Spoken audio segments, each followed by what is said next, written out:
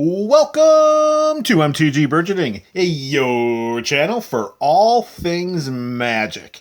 In this video today, we are going to add the next 20 creature cards with mana values of 1 into our Momir Vig Cube.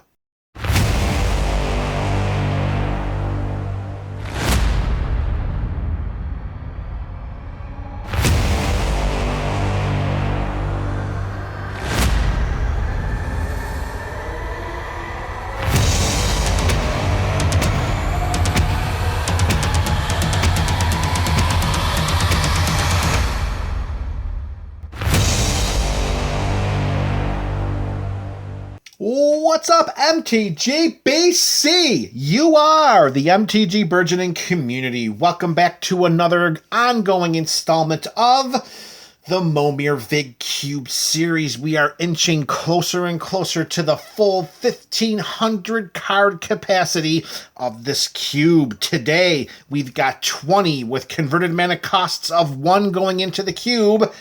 And we're about to begin, but before doing so, if you happen to need a refresher or are unfamiliar with this series, you can go skulking around in the description below, where you can find the link to MTG Burgeoning's introduction to the Momir Vig Cube series. And while you're down skulking there in the description, you can also click the link to Cube Cobra, where you can see up-to-the-minute updates to every creature card that has been added to the cube so far. All right, as stated, we've got 20 going in today, and they're all CMCs of 1. Let's get things started with Spectral Sailor. We got a 1/1 with flying. The flash isn't going to matter because every single creature that's summoned from the cube is done so at sorcery speed and randomly. As additional bonus to the evasion of this 1/1, we can pay 3 and a blue to draw a card. Cards are going to be very, very important in Momir Vig. Aren't they important in every game of Magic? Well, here in this variant, there's an extra level of importance because you are not able to summon a copy of a creature from the cube without discarding a card from your hand. And as long as you've got some islands on your side of the battlefield, you'll be able to use Spectral Sailor's activated ability to get those cards into your hand. From mono blue to mono red, creature 2 is Spikeshot Elder. For 1 and 2 red, this dude is going to deal damage equal to its power to target creature or player. Now, Momir Vig is a variant that has nothing but creatures in it, so there are no instants, no sorceries, no planeswalkers. Very, very little removal. So any creature that you can summon to your side of the battlefield that can act as some kind of removal or potentially direct damaging opponents, as each player only begins with 24 life in Momir Vig, well, Spikeshot Elder might be one of the most valuable 1-drops in the cube. Creature number 3, staying in mono red, we have Stonewright. We got a 1/1 human shaman with the soul bond mechanic, which first debuted in Avacyn Restored. When this dude comes into play, you can either have it pair up with a creature that's not already paired, and if you do so, then each of those creatures will get fire breathing, meaning for every red mana you tap for that creature's going to get +1/+0 until end of turn. Of course, that's an ability that you can only activate if you've got your mountains in that basic land deck. Creature number 4 isn't mono blue, it isn't mono red, so we'll go both and make it is it. We have Stream Hopper. It's a 1/1 that can gain flying if you pay a blue or a red mana. Again, make sure you diversify your basic land library. All right, shifting to mono green, we have Sunblade Alpha 1/1 that will get +1/+1 if we control a plains. So the best scenario here is turn 1, you put a plains onto your side of the battlefield, you tap it sideways, you jam that mana into your Simic Visionary Avatar, you summon a copy of Sunblade Alpha, and you begin the game with a 2/2 that later on in the game can act as a nice mana sink to give creatures you control +1/+1 until end of turn. All right, we've reached the 1/4 mark of this video. Creature number 6, we're staying in mono green. We have Swarm Shambler, a fungus beast. It comes into play with a +1/+1 counter. Whenever a creature we control with a +1/+1 counter on it becomes the target of a spell an opponent controls, we create a green insect creature token, which unfortunately is not ever going to happen because, once again, there are only creature spells in Momir Vig. So any creature that might come down into play is going to be the target of an ability, not a spell. We can pay 1, tap Swarm Shambler, and put a +1/+1 counter on it. So if you are fortunate enough to summon a copy of this to your side of the battlefield, you can just keep jamming counters onto that bad boy until it becomes a potential game-ending threat to one of your opponents. We're going to stick with mono green here and go with Sylvan Safekeeper, a 1/1 wizard that has a sacrifice land ability, and if we do, target creature we control cannot be the target of spells or abilities this turn. This card dates back to Judgment, which also means it dates back to the existence of the keyword mechanic Shroud. That's what Sylvan Safekeeper will do for one of our creatures, which could be very important if we have any of our opponents that have that activated ability that can be used as removal or disruption to any of our creatures. Could be a very valuable card to have on your side of the battlefield. All right, we're going to go back to multicolored with Munch Maniac. We're going back to the days of Shadowmoor for this Goblin Warrior. It's a 2/1, and it must attack each turn if able. Now, that attack clause could serve us well in the beginning, particularly if any of our opponents decide to skip their first turn summoning. If not, then what we're really doing is sacrificing the potential of having a chump blocker later in the game, but that just highlights one of the other themes woven into this cube, is that not every creature in the cube is going to be overly powerful or overly helpful. Munch Maniac is an example of that. All right, next up we have creature number 9, and this time we're going mono black with Thieves Guild Enforcer. Who remembers this during its time in Standard? I unfortunately can't forget. We have a 1/1 with flash, but again, the flash does not matter. Whenever Thieves Guild Enforcer or another rogue comes into play under our control, each opponent will mill 2 cards. As long as an opponent has 8 or more cards in their graveyard, Thieves Guild Enforcer will get +2/+1 and Death Touch. So if this is coming down on your first turn, it's going to take some time in order to activate her ability to have the +2, the +1, and the Death Touch. More often than not, she's probably going to serve more as just a very, very early game attacker or a mid to late game chump blocker. All right, we started at mono blue. We're going back to mono blue with card number 10, and that is Thriving Turtle. We've got a 0/3 turtle that when it comes into play, we get 2 energy counters. And whenever it attacks, we can pay 2 energy, and if we do, we put a +1/+1 counter on Thriving Turtle. Yes, there is an underlying energy theme woven into the cube, so it is likely that you may summon other energy-specific cards to your side of the battlefield, aside from just having Thriving Turtle. All right, leading off the second half of this video, creature number 11, we're going back to mono black. We have Thornbow Archer, to the days of Magic Origins.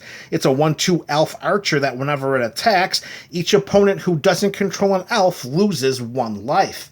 Yes, there are a number of elves in the cube, but it's very, very reasonable to think that we can turn this bad boy sideways on a battlefield filled with 1/1s or other creatures that could not kill Thornbow Archer in an early attempt at attacking, and have those opponents lose that life because they're not going to have elves on their sides of the battlefield.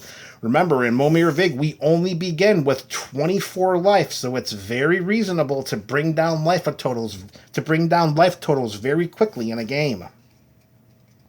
Creature number 12, our first colorless edition in this video. It is the thraben Gargoyle. It's a 2/2 with Defender. So you're going to plop this bad boy down, and it's just going to sit there and act as, well, a defender for several turns. If it's still alive by the time that we can jam 6 mana in it to transform it, when we do, we will transform it into Stonewing Antagonizer, which then becomes a 4/2 flyer. In a variant like Momir Vig, where combat drives everything, eventually getting a big, beefy 4/2 flyer like this for the overall investment of 7 mana over the span of a couple of turns. Oh, not over the span of a couple of turns, but for the mana investment in 2 turns. That could be the difference of winning the game and not winning the game, because that flying is going to be very, very powerful in this type of game. All right, we're going to mono white for white's first addition to this video. Thraben Inspector, going back to one of MTG Burgeoning's all-time favorites. You know it, it's SOI, Shadows over Innistrad. When the Thraben Inspector comes into play, as a 1/2, of course, it's going to investigate, meaning that we create a clue token that we can pay 2, tap, and sacrifice. Oh, no, we don't even have to tap it. We just pay 2, sacrifice it, and then draw a card. That extra card could be very, very important, particularly in a format where having cards in your hand is going to determine whether or not you can summon copies of creatures from the cube. Back to mono black again, and this time we're going back to the days of Gate Crash. We have Thrall Parasite, a 1/1 Thrall with the Extort mechanic. For anyone who's unfamiliar with Extort or just needs a little bit of a refresher, it's whenever we cast a spell, we can pay a white or a black mana. And if we do, then each opponent will lose 1 life when we cast that spell, and then we gain life equal to the life lost this way. So having Thrall Parasite on the battlefield allows us an outlet to sink an extra 1 mana into each spell that we jam into the Momir Vig Simic Visionary Avatar, drain the board for 1, pump up our life total, and just keep going on with that process as the potential of having an alternate win condition. Very, very nice from Thrall Parasite. And as a bonus, we could tap and pay 2 life to remove a counter from target non-land permanent. So if we've got a creature on our opponent's side of the battlefield that might be like a 0/0 that has a +1/+1 counter on it, well, we can kill that for just 2 life and turning Thrall Parasite sideways. All right, reaching the 3/4 mark of this video is Tideshaper. We've got a Merfolk Wizard. The kicker won't matter because, again, we won't know what's coming from the cube until it's summoned to our side of the battlefield. When Tideshaper ETBs, if it was kicked, we're just going to skip right past that line of text because it does not matter. So as long as an opponent controls an island, Tideshaper will get +1/+1. Hopefully, our opponents will diversify their basic land libraries as much as we will, so that we can summon a 2/2 to our side of the battlefield on our first turn. All right, creature number 16, we're going back once again to mono red, and it's another goblin. This is the Tin Street Dodger, a 1/1 with haste that we can pay a red mana, and it cannot be blocked this turn except by creatures with Defender. So if we are fortunate enough to play a turn 1 mountain, summon a copy of this on our first turn, and then use that mountain to continually give it this unblockability, we can continuously send that guy into combat without the fear of it dying, and we can slowly watch our opponent's life totals tick closer and closer to 0. All right, we're back to mono white here, and we're going back once more to Shadows over Innistrad. We have Topplegeist, a 1/1 spirit that flies, and when it ETBs, we tap target creature an opponent controls.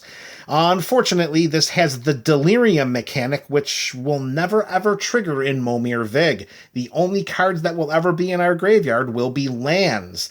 Keep in mind, every creature that's summoned from the Momir Vig Cube is a token copy of the creature, and once a token leaves the battlefield, it ceases to exist. So what you're getting is a 1/1 flyer that will tap down an opponent's creature when it comes into play. All right, we've only got 3 creatures left, and we're going back to another mono red goblin. What is this, Goblin Day? This is our 4th goblin of the video. And here we have Torch Courier, a 1/1 with haste that we can sacrifice and give another target creature haste until end of turn. Let's not overlook the importance of what haste can do in this format. Torch Courier could be sacrificed later in the game if we are fortunate enough to summon an unbelievably powerful biggin that we want to attack the turn it comes into play. Of course, that decision and that strategy will be up to its summoner. All right, creature number 19. We cannot stay away from Shadows over Innistrad. This time we have Town Gossip Monger. We got a 1/1 human that we can tap it and tap an untapped creature we control to transform this human into another human called Incited Rabble. Incited Rabble attacks each combat if able as a 2/3, and for any 2 mana that we pay, it gets +1/+0 until end of turn. I like the fact that the mana that we have to pay into Incited Rabble is colorless, because that means that it doesn't matter which lands we tap on our side of the battlefield. We just jam as much mana as we can into the Rabble, turn it sideways, and watch it do what it does. All right, MTGBC, we are down to card number 20. We began with a mono blue card. We might as well end with a mono blue card. We are going way back to original Theros block for Triton Shorestalker. We've got a Merfolk Rogue that's a Merfolk Rogue that's 1/1, and simply it can't be blocked. So you better believe we're going to turn this bad boy sideways early and often, and then just sit back and watch our opponent's life totals tick slowly down to 0. All right, MTGBC, there you have it. 20 more creature cards into the Momir Vig Cube, this time with CMCs of 1. Let me know in the comment section below, which are your favorites? This is MTG Burgeoning, your channel for all things magic.